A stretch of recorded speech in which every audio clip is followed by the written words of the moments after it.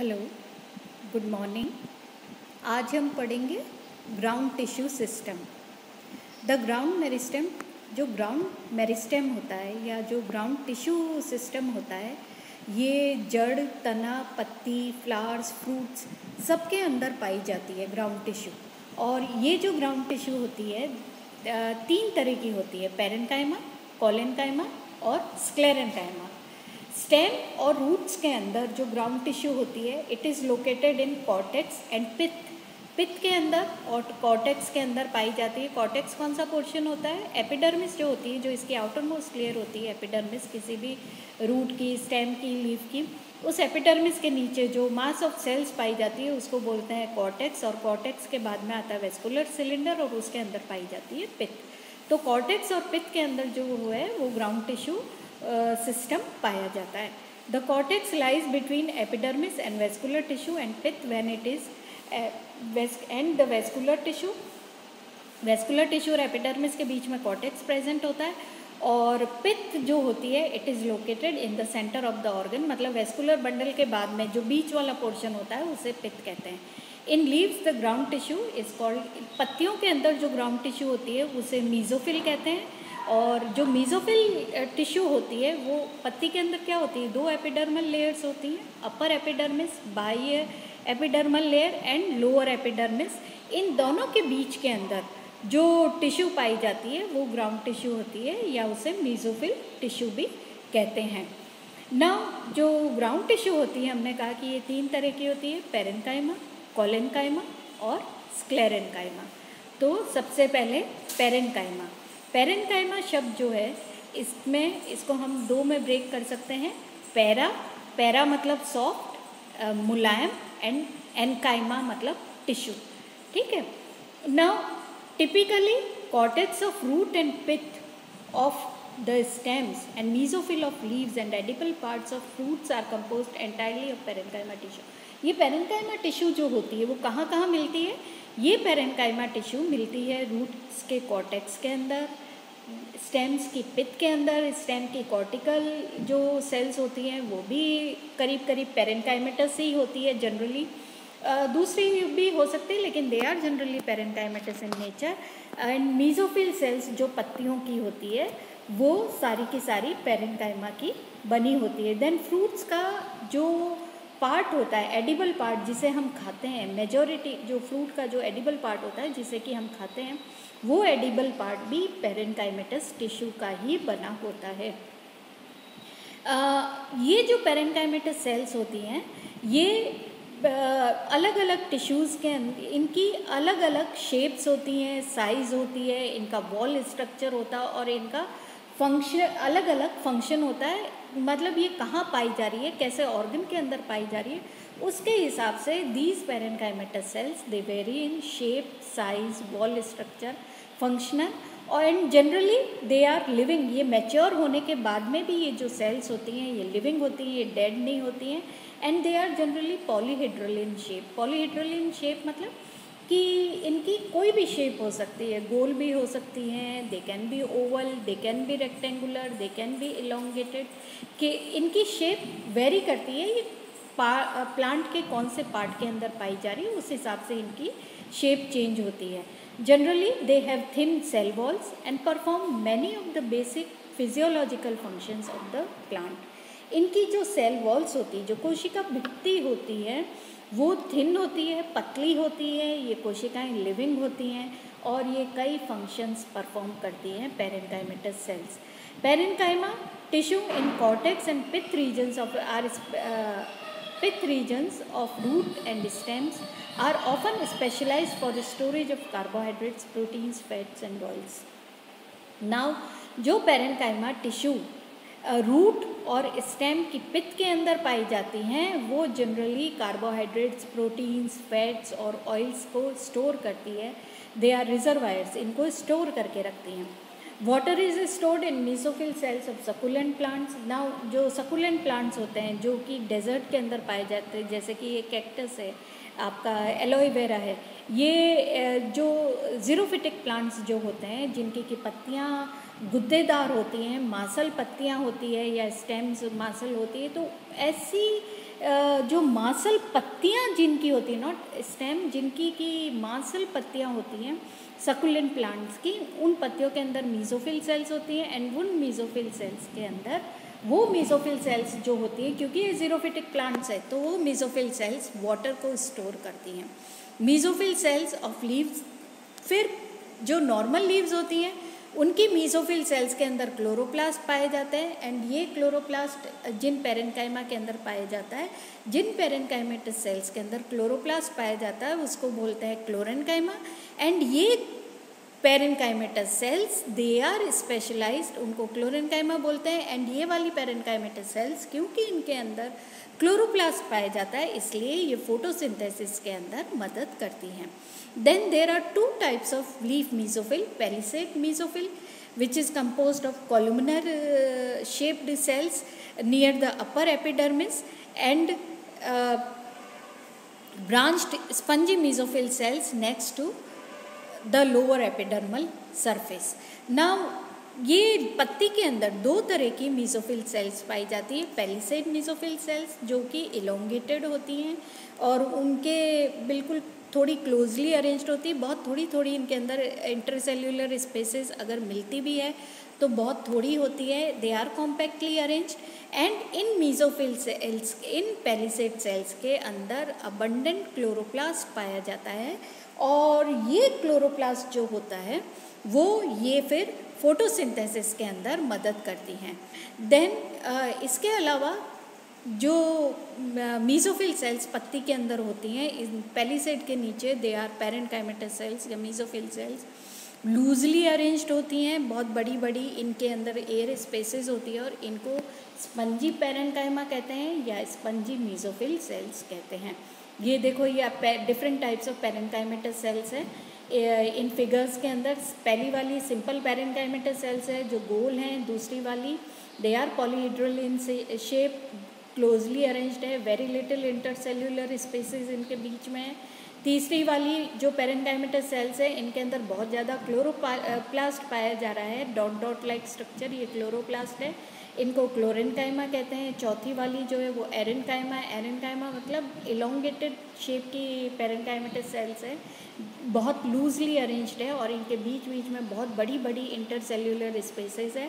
Intercellular spaces है मतलब इनके अंदर क्या होएगी, वायु भरी हुई होएगी, इसलिए इस तरह की पेरेन्काइमा को एरेन्काइमा कहते हैं। एंड ये वाली एरेन्काइमा या पेरेन्काइमेटस सेल्स जो हैं वो हाइड्रोफिटिक प्लांट्स के अंदर मिलती है। हाइड्रोफिटिक प्लांट्स मतलब कि जो जलीय पादप होते हैं उनके अंदर इस तरह की पेरेन्काइमेटस सेल्स मिलती है। देन नेक्स्ट टिश्यू जो सिंपल टिश्यू है वो है कोलेन्काइमा। कोला मतलब गिव, एन्काइमा मतलब वही tissue. Collenchyma is supporting tissue found in leaves and young stems. This tissue provides strong but flexible support. Collenchyma cells are living at maturity and have plastic walls that can expand with growing organs. Collenchyma cells are elongated and have thick cell wall containing large amount of pectins and water. Collenchymatous जो cells होती हैं वो पत्ती और तने के अंदर, दोनों के अंदर पाई जाती हैं। दे आर, वो स्ट्रॉन्ग होती हैं, फ्लेक्सिबल होती हैं, इनकी जो सेल वॉल्स होती हैं दे आर जनरली गोल भी हो सकती हैं, इलोंगेटेड भी होती हैं। इनकी जो सेल वॉल्स होती है बहुत थिक होती हैं, और थिक होती है तो उनके ऊपर लार्ज अमाउंट ऑफ पेक्टिन होता है। एंड इसलिए इनके जो अंदर इंटरसेल्यूलर स्पेसेस होती हैं वो बहुत कम होती हैं इनके कोलेन्काइमेटस सेल्स के अंदर, और इनके अंदर वाटर पाया जाता है। They are unevenly thickened cell walls with the definite feature of collenchymatous cells. जो सेल वॉल्स होती है they are unevenly thickened. Unevenly thickened मतलब कि कहीं पर ज़्यादा थिक होती हैं ये, एंड कहीं पर थोड़ी कम थिकनिंग होती है। तो अनइवनली, तो जहाँ पर कम थिकनिंग होएगी वहाँ पर कहीं कहीं थोड़ी सी इंटरसेल्यूलर स्पेस मिल सकती है, बाकी दे आर क्लोजली अरेंज्ड, इनके बीच में इंटरसेल्यूलर स्पेसेस बहुत कम पाई जाती हैं। डीज जो कोलेन्काइमेटस सेल्स होती हैं ये जनरली एपिडर्मिस, तने के अंदर एपिडर्मिस के नीचे पाई जाती है। पीटियोल्स के अंदर भी ये एपिडर्मिस के नीचे पाई जाती हैं। And between vascular bundles and epidermis and leaves, ये वेस्कुलर बंडल्स के बीच में पाई जा सकती है, एंड एपिडर्मिस लीव्स की एपिडर्मिस के नीचे भी ये पाई जा सकती है। ये देखो, ये कोलेनकाइमेटस सेल का डायग्राम है। वॉल थिकनिंग देखो कितनी थिक सेल वॉल है, इसके बीच के अंदर ये जो ब्लू वाला स्ट्रक्चर है ये न्यूक्लियस है। देन बड़ी सी वैक्यूल पाई जाती है, थिक सेल वॉल है जिसके ऊपर पेक्टिन का डिपोजिशन होता है। ठीक है। Then third tissue is sclerenchyma. स्कीरोज मतलब हार्ड एंड एनकाइमा मतलब tissue. Sclerenchyma is also supporting tissue but its cells are generally dead at maturity. Sclerenchymatous जो सेल्स होती हैं ये इनके ऊपर थिक डिपोजिशन होता है, लिग्निन का बहुत थिक डिपोजिशन होता है इनके ऊपर, और इसलिए ये मैकेनिकल स्ट्रेंथ प्रोवाइड करती है प्लांट बॉडी को। और जनरली मैच्योर होने पर ये सेल्स जो होती हैं वो डेड हो जाती हैं, इनका न्यूक्लियस इनएक्टिव हो जाता है and they are dead cells. Sclerenchyma cells have thick cell walls that are usually lignified. Thick deposition lignin का होता है। Lignin is complex polymer that is impermeable to water. Now lignin क्या होता है? It is polymer होता है, complex polymer होता है एंड इट इज़ इम्परवियस, मतलब ये इसके थ्रू पानी पास नहीं हो सकता है। Supporting sclerenchymatous tissue is common in plant organs that have completed elongation growth. Lignification of cell walls of sclerenchyma not only makes them harder and stronger but it also makes them resistant to decay. क्योंकि इनकी cell walls पर thick lignin deposition होता है इसलिए इनकी cell walls they are resistant. इसलिए इनकी cell walls के थ्रू पानी नहीं पास हो सकता। देन ये बहुत ही मैकेनिकल स्ट्रेंथ प्रोवाइड करती है प्लांट बॉडी को और ये डीके नहीं होने देती सेल को। There are two major categories of sclerenchyma cells, sclereids and fibres. Sclerenchyma जो होती है वो दो तरह की होती है। स्क्लेरिड्स जो कि करीब करीब गोल होते हैं, डिफरेंट शेप के होते हैं लेकिन they are angular, and fibres मतलब जैसा नाम बता रहे इलोंगेटेड थिन स्क्लेरेनकाइमेटस सेल्स होती हैं। Generally sclereids are short irregular in shape while fibers are long and narrow। नीचे आप इसमें डायग्राम में देखना, स्क्लेरिड्स जो होते हैं वो छोटे होते हैं एंड इरेगुलर शेप के होते हैं, कोई आकार नहीं होता है, जबकि फाइबर्स जो होते हैं वो लंबे होते हैं, इनका ल्यूमेन जो होता है नैरो होता है, हेड लाइक होता है। स्क्लेरिड्स often have massively thick lignified cell walls, thick lignified cell walls होती है। columnar shaped sclerids form the outer seed coat tissue of bean seeds। जो बीन के सीड्स होते हैं, beans, what are beans, soybean है, जितने जैसे कि कैस्टर है, इन सीड्स की जो आउटर सीड कोट है वो सीड कोट की टिश्यू जो है वो स्क्लेरिड्स की बनी होती है। Cluster of sclereids give pear fruit their gritty texture. Pear fruit, pear नाशपाती अगर अपन खाते हैं तो आपने देखा होगा हमें कड़े कड़े से कण हमारे दांतों के नीचे आते हैं, वो हार्ड वो कण क्या होते हैं? दे आर स्क्लेरिड्स, वो इसको ग्रिटी टेक्सचर देते हैं। Then branched sclereids are sometimes present in mesophyll of leaves. कुछ पत्तियों के अंदर भी स्क्लेरिड्स पाए जाते हैं। Strands of elongated fibres are important structural components in cortex associated with vascular tissue और extending from vascular bundle to the epidermis of the leaves. इसके अलावा जो फाइबर्स होते हैं वो फाइबर्स इम्पॉर्टेंट स्ट्रक्चरल कंपोनेंट्स होते हैं। ये कॉर्टेक्स में भी पाए जा सकते हैं लेकिन थोड़े कम पाए जाते हैं, एंड ये फाइबर्स वेस्कुलर टिश्यू का तो एक इम्पॉर्टेंट कंस्टिट्यूएंट है ही है। एक्सट्रीमली लॉन्ग फाइबर्स फॉर्म, ये फाइबर्स जो होते हैं वो इकोनॉमिकली भी बहुत इम्पॉर्टेंट होते हैं, हमें आर्थिक रूप से भी काफ़ी फ़ायदेमंद होते हैं। लॉन्ग फाइबर्स किसके अंदर पाए जाते हैं? जूट के अंदर पाए जाते हैं। और कुछ फाइबर्स जो होते हैं वो they are use to manufacture, हमारे जो फैब्रिक्स होते हैं, जो कपड़ा होता है उसका मैन्युफैक्चर करने के अंदर, फिर रोप्स मतलब डोरियाँ, मोटे मोटे डोरे, इनको मैन्युफैक्चर करने के अंदर भी इन फाइबर्स का काम में लिया जाता है। नाउ ये रहा स्क्लेरेनकाइमा का डायग्राम। ये देखो ट्रांसवर्स सेक्शन के अंदर तो ये जो स्क्लेरेनकाइमेटस सेल्स होती हैं ये करीब करीब हेक्सागोनल इन शेप दिखाई देती हैं। इनकी बहुत थिक सेल वॉल होती है एंड इनके बीच में ये देखो थोड़ा थोड़ा हमें एरिया दिखाई दे रहा है थिन पोर लाइक स्ट्रक्चर्स दिखाई दे रहे हैं, इनको बोलते हैं पिट्स, जहाँ पर कि थिकनिंग जो लिग्निन की होती है वो थोड़ी सी बीच बीच में छूट जाती है। तो वो एरियाज जहाँ पर लिग्नी वॉल की थिकनिंग थोड़ी थोड़ी छूट जाती है, वो पोर लाइक दिखते हैं, उनको बोलते हैं पिट्स। ठीक है, देन ये फाइबर है, फाइबर बिल्कुल इलोंगेटेड है, हेयर लाइक स्ट्रक्चर है, लॉन्ग ल्यूमन है और इसके थिक सेल वॉल है इसके चारों। ठीक है, तो ये स्ट्रक्चर है फाइबर का। देन इसके बाद में है dermal tissue. Dermal tissue consist of epidermis and the periderm. जो डर्मल टिश्यू है वो किसकी बनी होती है, एपिडर्मिस और पेरिडर्म की। Epidermis is primary tissue derive from protoderm and periderm is secondary tissue derive from cortex, derive from the cork cambium.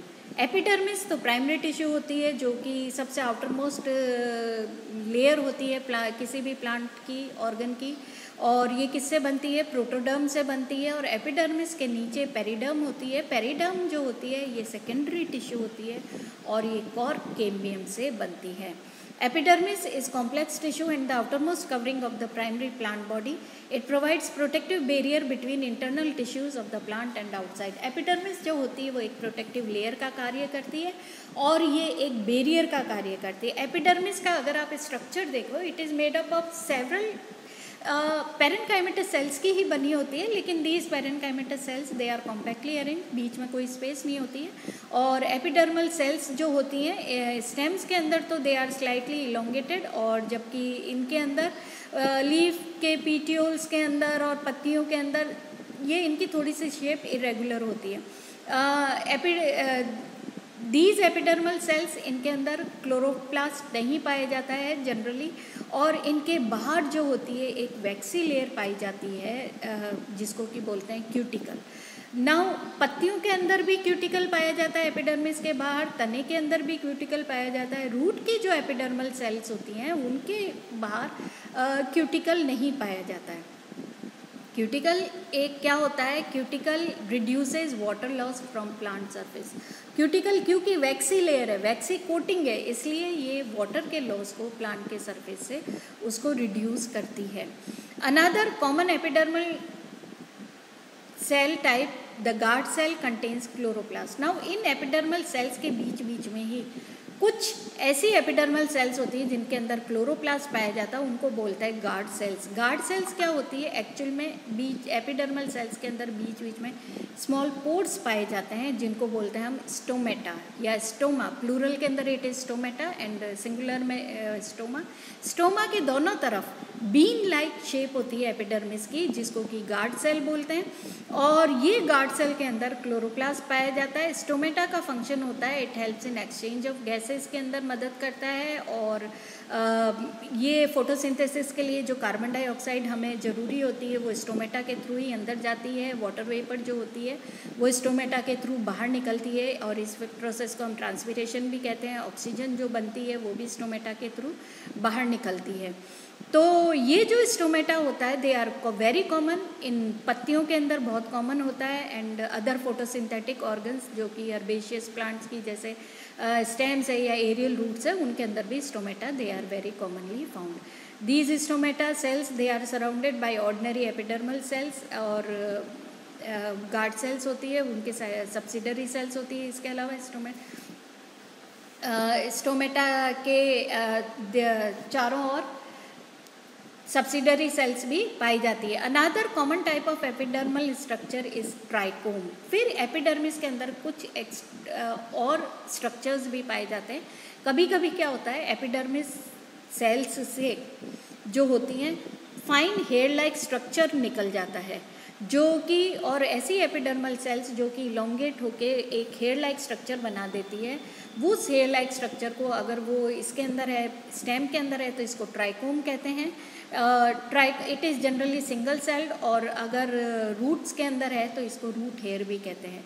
These are simple और they can be multi cellular structures also. ये देखो epidermal tissue, फिर नीचे palisade tissue, elongated sales, और फिर नीचे palisade mesophyll tissue या palisade parenchyma भी इसको कहते हैं, और नीचे स्पंजी मीजोफिल टिश्यू पाई जाती है। फिर एपिडर्मिस, ये इसके ये दोनों तरफ ये दो स्टोमेटा है, नहीं दो गार्ड सेल्स है, और बीच के अंदर जो पोर लाइक ओपनिंग है दैट इज स्टोमेटा। ये देखो गार्ड सेल्स, फिर इसके चारों ओर फिर ये सब्सिडरी सेल्स, और ये एपिडर्मल cells.